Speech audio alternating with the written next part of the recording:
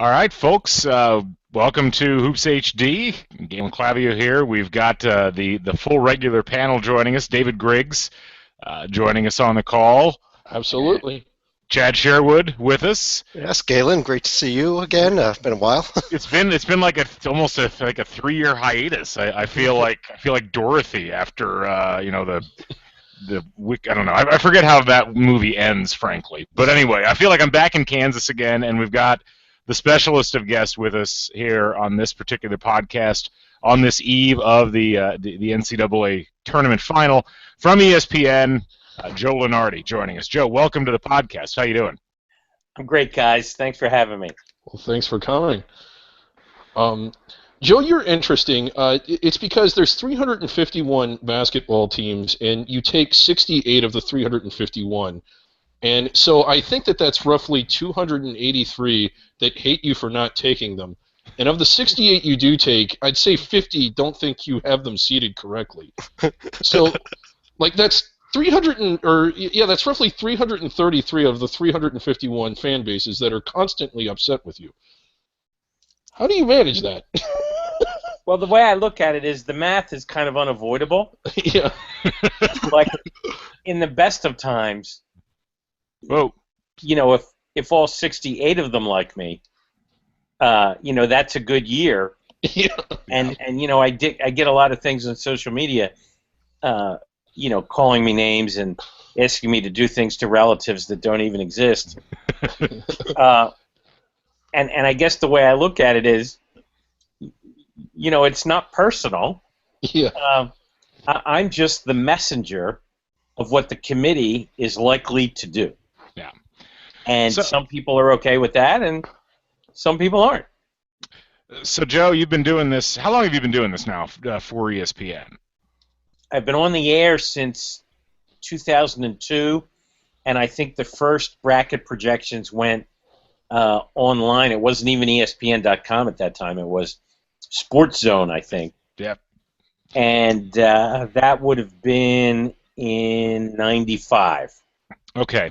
So I've been following, and I think the rest of these guys have been following you doing this for pretty much that whole time. I remember doing my first brackets. I'm sorry to hear that. Well, well, the good news is we're not going to talk much about that. I can give you projections on who I think will make the final. Right. I don't know if I trust Griggs' projections on the final at this particular point, so my point is, we almost over 20 years now, basically, and I've been watching your commentary, I've been watching what you've been saying about the brackets, and we looked at the piece that you wrote on March 13th this year, which was entitled "The Selection Committee Got So Much Wrong, and Here Is How." I don't think I've ever seen you or heard you that upset at the output of the bracket and what the committee did. So, almost a month later, do you still feel that way? And what were some of the things that made you feel the way that you did? I mostly still feel that way, only without probably as much of the sleep-deprived cranky that may have gone into it. And as I think I wrote, it's pretty hard to get me to kind of blow a gasket on Selection Sunday, because I'm usually just really, really, really glad that it's over. And this particular year, I was in an especially good mood because my Hawks had won that day, and probably going to the tournament anyway. But winning the Atlantic 10 is kind of a big deal, and I was certainly pretty pleased with the world and pleased with myself. I just think that the committee's even-handedness and consistency at applying its own criteria is trending in the wrong direction. I realize that we're not talking about life and death decisions here. Like, we're talking about basketball teams and basketball games. I get that. But there is a decent amount at stake in these, judgments that the committee makes, and I was just really flabbergasted by a lot of them. And I tried to preface my comments by saying, you know, of course it's sour grapes, or at least sounds like sour grapes, but by the same token, I hope that enough credibility has been built up over the years, and you know that folks will kind of take what I hope is reasonably objective criticisms objectively. Right. And I have met and spoken with 2 or 3 committee members during the tournament, and we've had honest conversations. They've not been Pollyanna. You know, obviously they're going to stick to their judgments, and I get that. But they were open, and, you know, like in a couple instances I went, you know, do I have to duck, you know, as I went up to say hello to someone? Because, you know, like they read, and they're human. And I, you know, reasonable people can disagree. But you know, I've cracked a door open, and at least a couple members are at least open to me running some data in the off season and sharing it with them to try and reinforce the areas that I thought, frankly, that they did a poor job. And you know, that doesn't mean they're going to change anything, but I'll feel better in the summer. Right. Joe, if I can, you know, one of the things that I remember you saying during championship week was, we really need a rule here that says that if you're sub 500 in your conference, including the conference tournament, you shouldn't even make it in. Maybe something more like that. You know, do you think that may be the solution here to some of these teams? On the other hand, you look at Syracuse, who under that rule wouldn't have been in the tournament this year. Right. Well, yeah, I mean, this is never going to happen. Yeah. Right. And it's never going to happen because the majors, the high majors, would obviously lose a bid or 2 or 3 a year, and, you know, they'd rather run over their own cat than do that.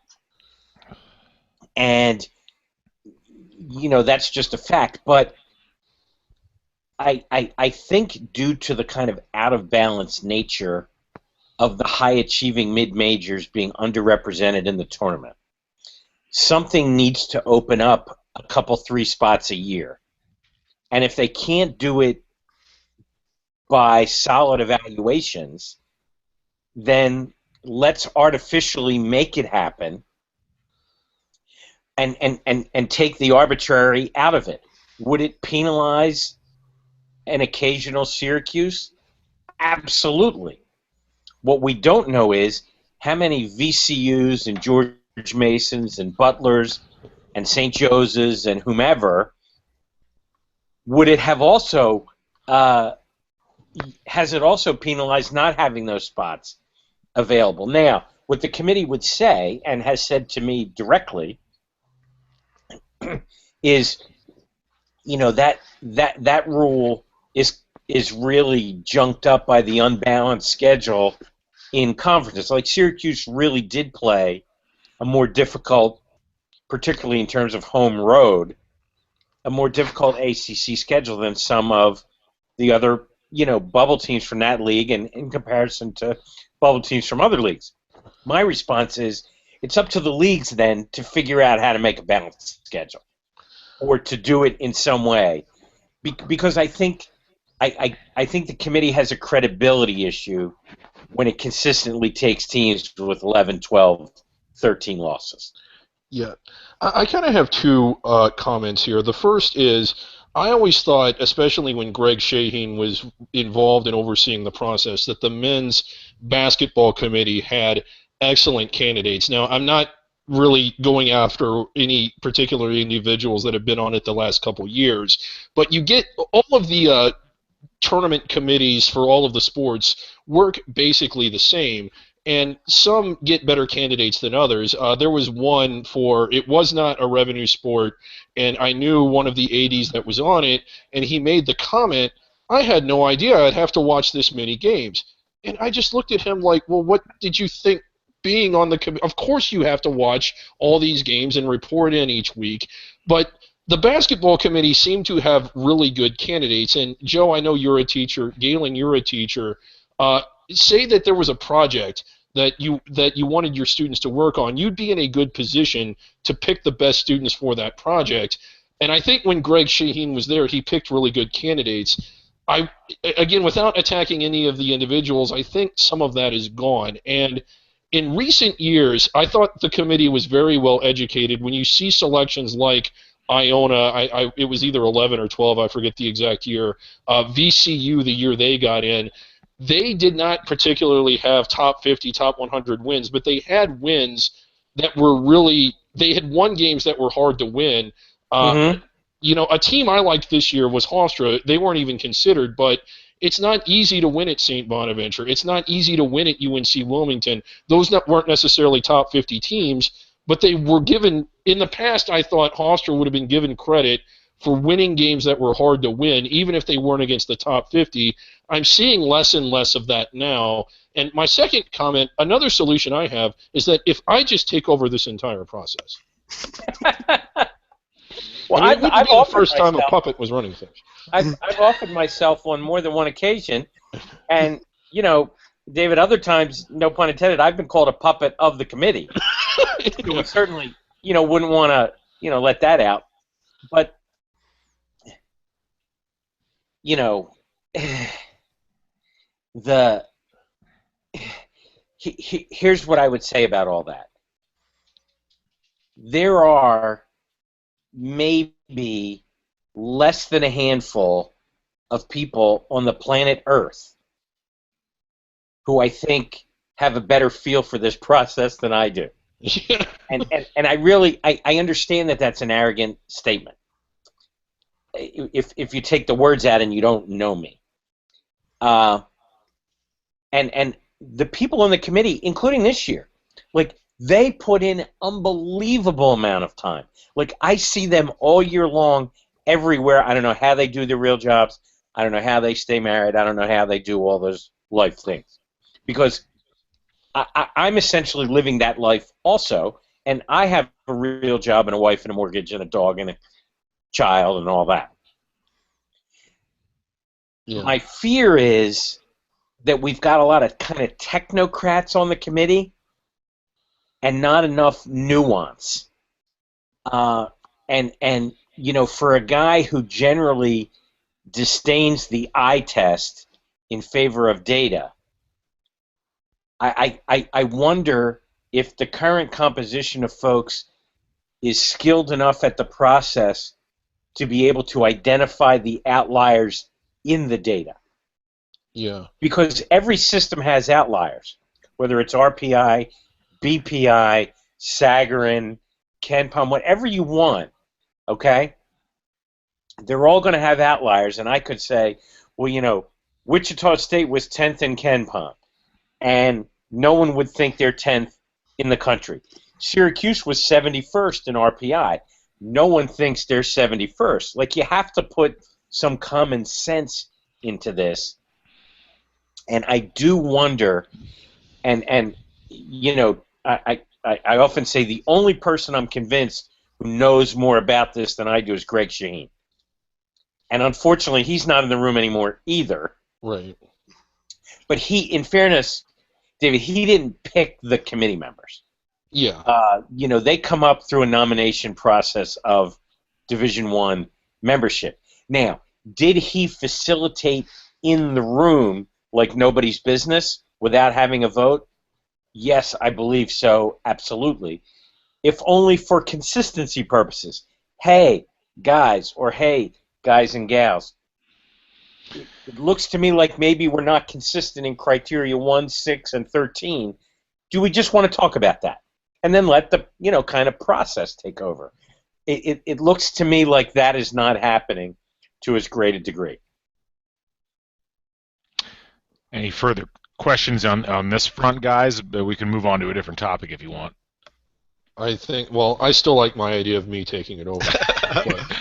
David, we can't do that because you can't have Kansas, Missouri in every first-round game. Like, that would be a boring tournament, I think. I think it would be a great tournament. Yeah, that's why you're not running things. Anyway, Joe, a lot of other things to tackle as far as college basketball is concerned that we wanted to get your opinion on. Let's kind of start with one of the things that ties in with this whole idea of data and measuring teams, and that's really, the whole situation relating to out of conference scheduling. We've seen now, we had the bracket buster for a while, and that gave teams a chance, that were kind of in the mid-major realm, a chance to pick up some decent wins against each other. That's gone now. You have a lot of, the under-the-radar teams struggling to get quality games, and they don't really want to schedule each other because they don't want to eliminate each other through the process. Is there anything that you can think of that you would do or you would suggest to improve the overall out-of-conference scheduling process, not just for the little teams, but also for the big teams? Well, you're never going to be able to mandate that a school play X, Y, or Z number of road games.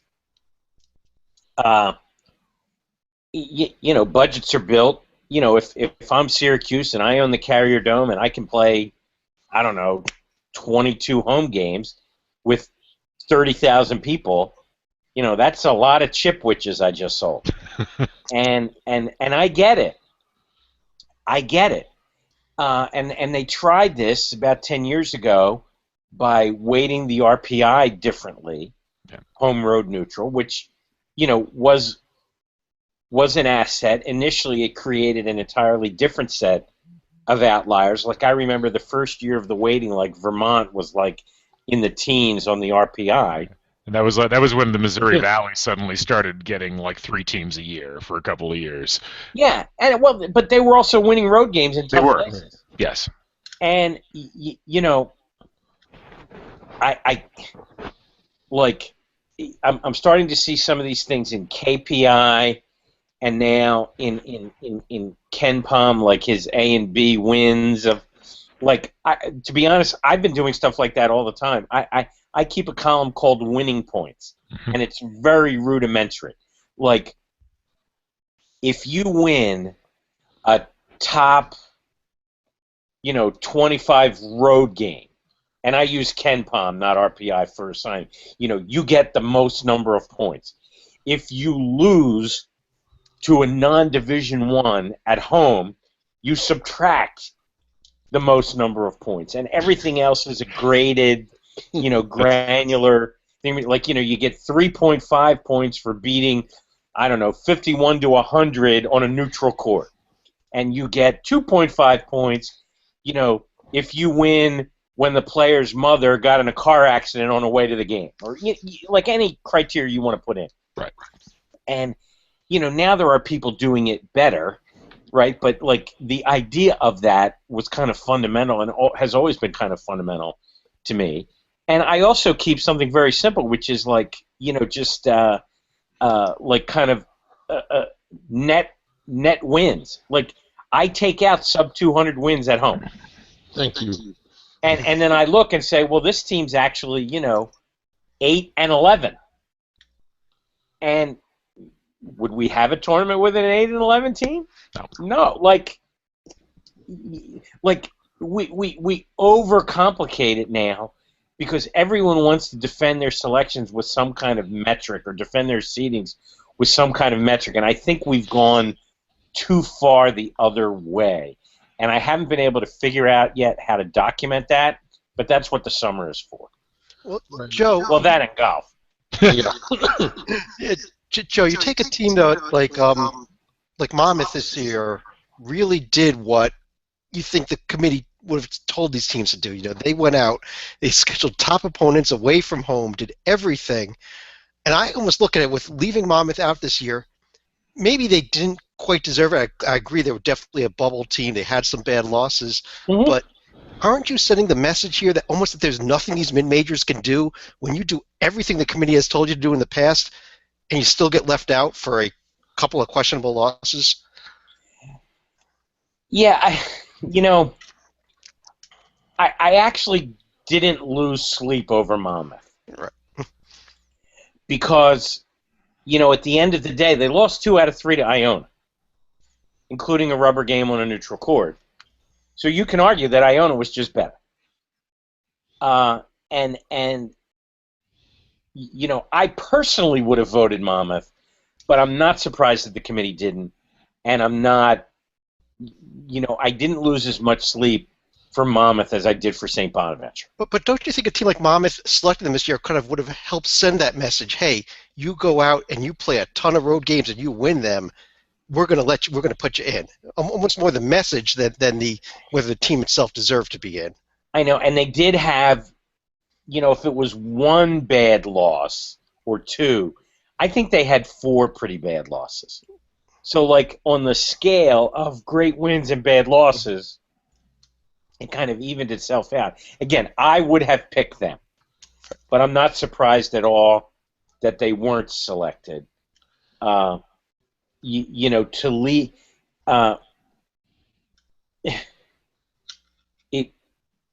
like, there have been examples like that. I remember, I think it was once Ball State or Butler went over and won a couple games in Maui and then kind of jumped it up late in their league.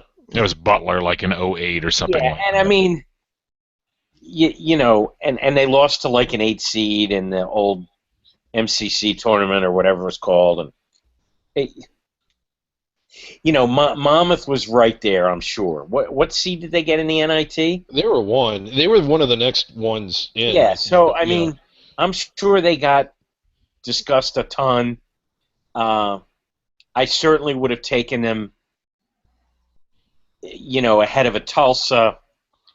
And to be honest, I think if we apply the Lunardi rule, this year, I guess the teams that wouldn't have made it would have been Syracuse and Vandy. The next 2 get in. If the tournament had St. Bonaventure and Monmouth instead of Syracuse and Vandy. What about Tulsa? Good grief. Like, I don't think the college basketball world is going to crumble because there's 1 or 2 less mediocre power conference teams. Yeah, Joe. Oh, sorry. Go ahead. And I haven't updated the date in a few years, but the last time I did it, those middling majors, as I call them, there are more of them. They get better seeds, and they still don't win as much as the Monmouths and the St. Bonaventures that do get in. Yeah. And it's a very simple reason why. The other teams are better. Yeah. and what like Vanderbilt proved this year, beyond the shadow of a doubt, was a demonstrated ability to lose to good teams. Same as Michigan, same as a lot of these double-digit loss teams. I know the leagues are harder, and I get tired of saying, well, what would Monmouth do, in the ACC? And I like to flip it around and say, what would Syracuse do playing 17 road and neutral games? Right. I know what they would do. They would drop the sport because it would change the entire paradigm of how they operate. I'm not saying that the way they operate is evil. I'm just saying it's so different that we have to artificially recognize those differences, and it's just not happening because the power conferences still have 6 seats out of 10 on the committee, and they won't invite David. Right. And another thing about the out-of-conference scheduling, it's just, in November and December, the ratings for college basketball are really low. Some games draw less than 100,000 total viewers. Some draw as few as 8,000 or 9,000. And with the exception of a few showcase games, there just doesn't seem to be a lot of interest. And one of the things that frustrates me is it's like dealing with people that are perpetually 8 years old and don't want to eat their vegetables. A lot of teams don't want to schedule games that I think would be good for the sport and good for them. And when you see Wisconsin do it, and when you see Virginia do it, and when you see even North Carolina going to northern Iowa, they don't have everything to lose and nothing to gain. I don't want to jump to conclusions before all the facts are in, but I think Virginia and North Carolina had seasons that were just fine, despite losing at George Washington and losing at northern Iowa.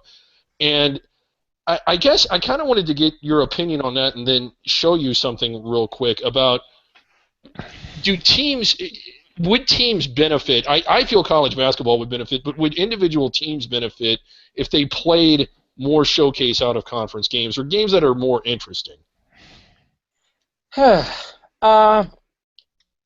Yes, certainly the sport would benefit, and individual teams would benefit. What I'm not confident in, though, is that it would make a huge impact in terms of TV ratings. I mean, it would have some impact, certainly, but, I mean, the NFL is going to rule November and December as long as we're alive. Yeah. And you could have, Duke play Indiana every other night, and it isn't going to change that. Tom Crean would never allow that anyway. Right. But Now, and in fairness to the committee, past and present, the one criteria for 10 or 12 years that they have consistently applied, with really without exception, is if your schedule is just god awful, non-league, and you're on the bubble, you're not going to make it. Yeah. Like we've seen, South Carolina this year, all those years with Virginia Tech, Penn State the year they won the NIT, and I could go on and on. Like the incredible irony of whatever goofy thing happened where South Carolina got an email or a text that they were in. That is great. What no one is saying is they should have known better anyway with a non-conference schedule of 330. Right. Like that's just, like if you have a schedule like that, it's the opposite of Monmouth. You have to be the most perfect in your league. And I give the committee credit. Ohio State had a winning record in the Big Ten. They saw through that. They saw through South Carolina. Like they're not idiots by any stretch. There's just this fundamental imbalance that favors, the middling major over the high-end mid-major. Right. And Joe, this is what I'm. Oh, sorry. And again, when I see Syracuse do what it did this year, I don't get upset because I'm afraid to go on Twitter because there's going to be all these orange-clad messages calling me, all kinds of things. That's an occupational hazard. I can deal with that. Right.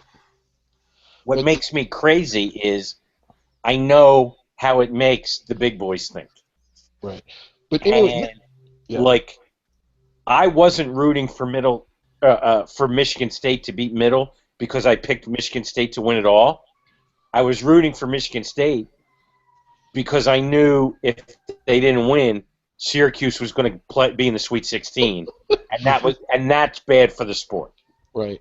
Well, this is what I think would be good for the sport, Joe. If you can see on my screen here, this is what I'm proposing: the Griggs-Lenardi Awesomeness Series. These are 16 out-of-conference games that aren't being played that I think need to be played every year. We could play 2 a week all the way through the out-of-conference schedule. I just want to know if you would endorse this. I love that. In fact, I'll tweet it out. Okay, great. You can't say you have nothing to gain. Joe Lenardi is endorsing. I spoke in an event in Dayton this year, and somebody asked me about Xavier Dayton, and they actually did play this year in Orlando. It wasn't scheduled. It didn't work out very well for Dayton, but yes, of course these games should be played. Of course they should be played. Right. Of course, of course, of course. Well, now I feel, and I want everyone to see this. Joe Lenardi is endorsing this event. we can put this in a little picture up there. In fairness, when you were on your little rant about, some people are stuck in their 8-year-old ways and won't eat vegetables. Yes. I was looking at, a puppet. So I just feel that needs to be said. It's a fair point. Well, doesn't make you a bad person. There we go. I just okay. Something else regarding this is a larger issue besides just individual team schedules. it does seem like the opening of college basketball, really the opening couple of months, are very piecemeal. The sport just kind of stumbles into itself and really doesn't pick up a lot of momentum really until Thanksgiving at the earliest, and then that disappears for almost a solid month. What do you think of the talk that's out there about changing the way the start of the season happens, either moving the start of the season forward and starting it after finals and making it a one semester sport, or at the very least having some kind of actual big kickoff or big tip off to the season where you have a lot of high profile games at the very beginning? Well, you have to give ESPN credit for doing what it can within the current system to give us a kind of an opening night. Yeah, absolutely. But it's not fundamentally going to change unless the big boys are somehow rewarded for not playing directional tech on opening night. And I get it. You're going to play 30, 40 games now.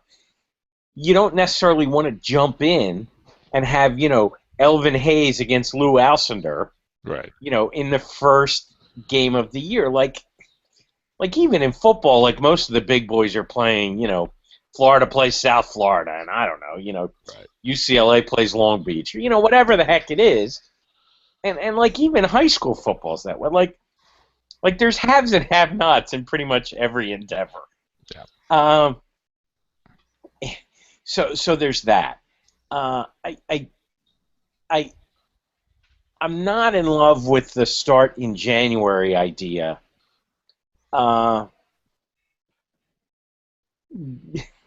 Because I don't know if I want to go up against. I don't know if I want to be playing the tournament in May. And football, or I mean, Major League starting and the NBA hockey playoffs. The NBA playoffs. Right. And I get the lull in December. Most schools do take a week or 10 days off for exams, and that's not awful. And I do think it's starting too early. I could see it bumping back to Thanksgiving week again. Yeah. And maybe playing one or two less non-conference games. Because it's non-conference games that essentially create the imbalance. Right. Mm-hmm. And we need and somehow reward by evaluation or some kind of bonus points maybe teams that win them and play and attempt the more difficult games. I don't have a magic bullet for that. But I don't think we should be having preseason NIT games on November 9th. Right. I also have a personal thing that I don't think you can be in the same conference as another school if you're in a different time zone. That's just a personal thing. Whenever I go to St. Louis for an A-10 game, I'm like, this is either Atlantic nor 10. You're not a big fan of the Houston-UConn rivalry in the American. No. It's vicious. And well, here you go. One way you could solve everything, and no one's ever given me the right answer or an acceptable answer to this, is why can't there be football-only conferences? That would be fantastic. And then just leave the rest of us alone. Yes, I would be a huge proponent of that. And no one's really given me a satisfactory answer as to why that can't be. I know the answer. Tail wagging the dog. Yeah. Let's take the tail off. Right. Yeah. Or take the dog off. Whatever you want to call it. Yeah, I know. If San Diego State and Boise State were very briefly in the Big East for football. It never happened, but they were. Yeah. And my only thought was, I guess Hawaii said no. Right. Well, Boise State it's not even in eastern Idaho, I don't think. Well, I don't. Jeez. Okay. It's tough. It obviously is tough now with revenues, particularly from the big conferences and their individual television channels, and trying to Right. have partial They're member. selling the whole they're selling the whole year. Exactly, but it drives home an interesting point. I mean, even you look at football, and football's really got only about 65 teams that matter, and they're pretty much concentrated in 5 conferences. In college basketball, even though you've got the major players like you're talking about, there is a much larger spread of teams that has the potential to do something in the tournament. It seems like, and we hear this joked about a lot of times, Jay Billis will talk about it, or some other commentators will talk about it, but it really feels like college basketball almost needs like a czar, like somebody who's kind of looking out for the best interests of the game, whether it's scheduling or whether it's transfer and scholarship rules or whether it's any of these other issues, because it seems like of all of the sports in the college athletics landscape, college basketball is the most beholden to the whims of the individuals that are controlling the major conferences, and when they all decide to go in different directions, the sport ends up getting weakened as a result of it. And it feels like we've had that going on now for like 20, 25 years. I should be this czar. I should be that person. I guarantee you the Griggs-Lenardi Awesomeness series would be happening. Well, for all that we pick on the high majors, we could also have a different play-in structure at the low end. Yep. Right? Like, we could free up spots that way. Like, maybe we shouldn't penalize Syracuse and Vanderbilt. Maybe we should have more, South Carolina States versus, Montana's. And 32 automatic bids is a lot. Like, and everybody always says, well, these play-in games, they should only be the at-larges. Well, okay, fine. So let's have more of them. But there needs to be more like, in my view, there's too many teams that can win games, multiple games, in the tournament that are being left out. And I don't mean win the national championship. Like, this is not like football, where even with the 4-team, we're not really getting a true champion. Right. We're getting a less contrived one, but not a real one. Like, no one thinks at the end of the NCAA tournament that there was a team left out that could have won it all. Like, no one's ever said that, at least in a reasonable way. Yeah. But for a lot of these schools, it's not winning the national championship. It's winning. It's getting a chance to win a game or two. Right. Like for a lot of these schools, the Sweet 16 is their Final Four. Right. And that shouldn't be taken away. It's so if they can't figure out how to handle bad major conference teams, maybe we need to fix it at the other end. Right. Well, it is an interesting question because, there's been some talk about the size of the field, and, a lot of people are like, well, it's too big now. It's 68. It needs to go back to 60, 64, or 66 or whatever. But you do have that sort of situation where it feels like, you're already letting teams of a certain class in that are on the borderline, yet we've seen a lot of those teams, even though they may not have deserved to have gotten in the field, be able to win 2 or 3 or 4 games in the tournament. I mean, you mentioned VCU earlier from a couple of years ago, Tennessee from a couple of years ago, Syracuse this year. There's teams that get in either at the very bottom edges of the at-large or in the play-in games and manage to do things. Do you think more spots is the answer there, or because I feel like ideally you'd have a situation where the committee would just do a better job of picking the most deserving teams, but as you highlighted early on, it feels like they're not doing that right now. Do you think that having additional spots where the margin for error is lower would actually fix things in a positive way? Yeah, I'm not sure what the ideal total number is. You have to kind of get that first and work backward. And while we may be trying to choose that optimal number from a basketball competitive fairness standpoint, the NCAA would be choosing that number from a TV rights inventory standpoint. Right. Right? Like, we'd be at 96 now if, in the last negotiation, that's what the networks had wanted. Mm-hmm. Like, they had modeled it. They had even put some buildings on hold to go into, like, Monday, Tuesday of the following week. Like, they were ready and to do that quickly if they needed to.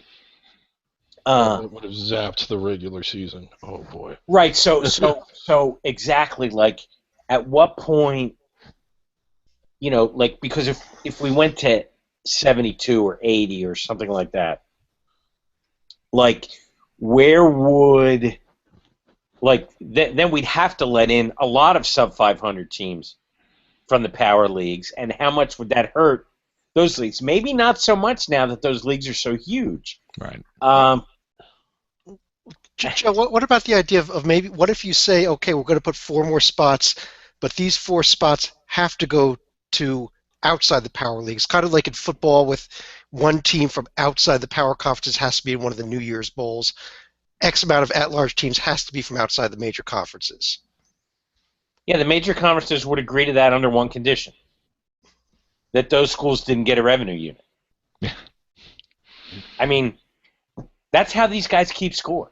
Like, it's my bad choice. My unit's bigger than your unit. So, Oh, my unit is huge. Yeah, yeah, like there's nothing about them that wants to be egalitarian. Yeah. Like, what they want is a tournament of only them. Yeah. And the only reason it's not, well, there are 2 reasons it's not. At the moment, the networks don't want that. Because while they want the big boys at the end, like, this will do a great rating tonight.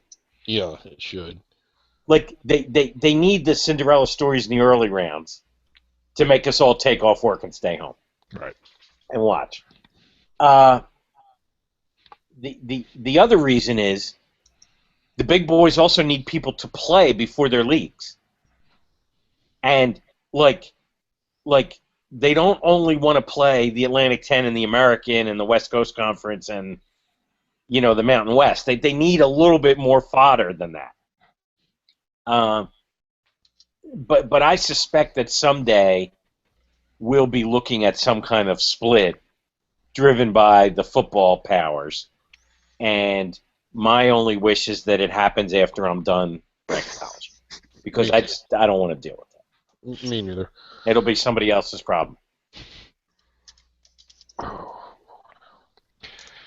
So, it is kind of an interesting thing because from 2002 until 2016, we had 327 Division I teams in 2002. We're up to 351. 351. I don't know. Do we have how many transitional teams do we have right now that are about to join, Chad? No, but that's announced for next year, so I think we're still Okay. 351 for next year. No, that but I've there's heard a of. couple that move in.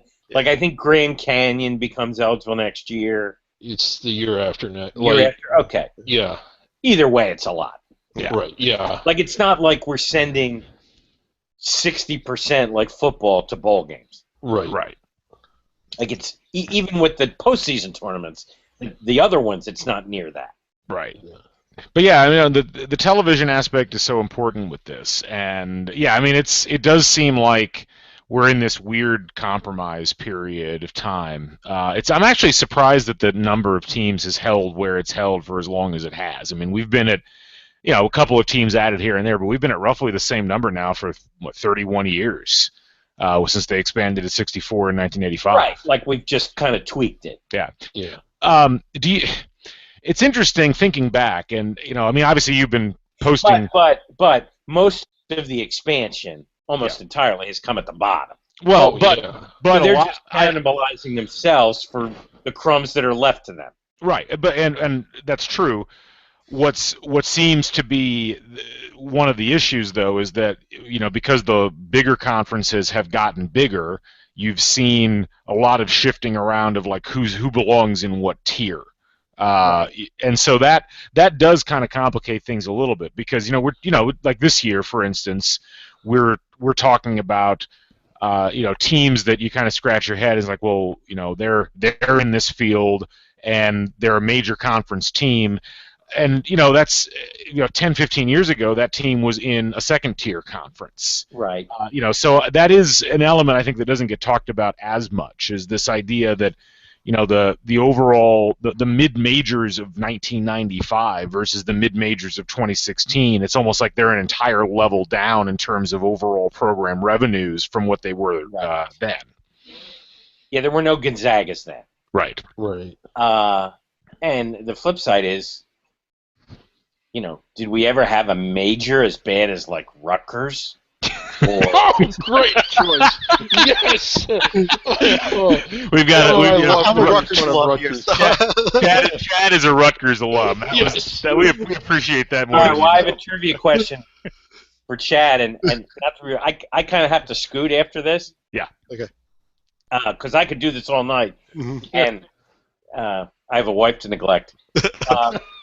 But so here's my closing thought. Chad, do you know that there's only one land-grant institution of higher learning in these United States that is not named after its state? And do you know why that is? Don't know why it is. Well, I know we're named after Colonel Henry Rutgers there, but I'm told it's because no one would ever go to the University of New Jersey. This is my theory, and I'm sticking to it. I don't think we could not have found a better anecdote to close the podcast on. So, Joe, thanks so much for taking time out of your night to talk with us. We really enjoyed it. Hope to do it again soon. We'll do it. Let's do it at the start of the season next year. If we solved any problems. If Chad can recover from that burn by then, we'll have him back on. I'm still in pain here. Good. Have to admit. That was great. All right, Joe Lunardi from ESPN. Thanks so much for joining us, Joe. We'll talk to you again soon. You got it.